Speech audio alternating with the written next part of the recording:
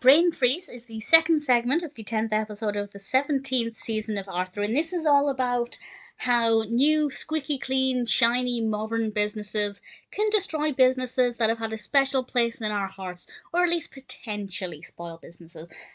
Because a shiny new ice cream shop with a rather energetic, enthusiastic mascot has opened up nearby, and of course, a lot of the customers who want ice cream are going there instead of the sugar bowl.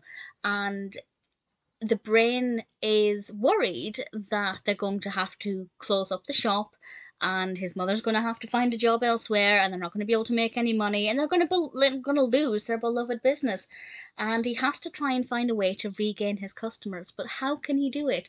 I feel like they had a very great approach. I feel like it's a problem not necessarily for children watching it, but it definitely highlights the fact that this can affect businesses all the time.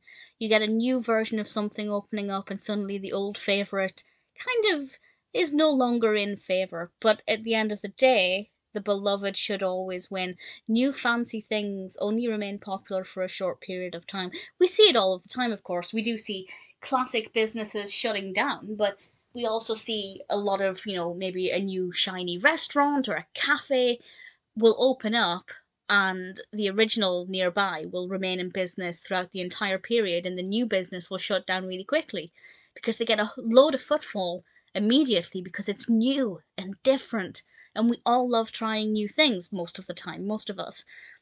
But then after the novelty wears off, people go back to the favourite business. But is the brain able to actually convince people to do that? I quite like the episode. I like ice cream, so anything that makes me think of ice cream is, well, bittersweet because it makes me want ice cream. But I do think the Sugar Bowl is a great location in Arthur and something that I'd want to see being there forever, so I wanted the best for the brain in the business. It always makes me wonder though why an 8-year-old is working on his own in an ice cream parlour. I always feel like that's not meant to be. But we won't question it.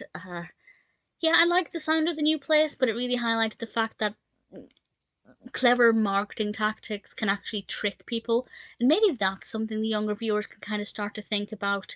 I think most young children will have a homework assignment at some point where they have to. I think the one we had was create a new chocolate bar and come up with a slogan and a name and catchy things to draw people in.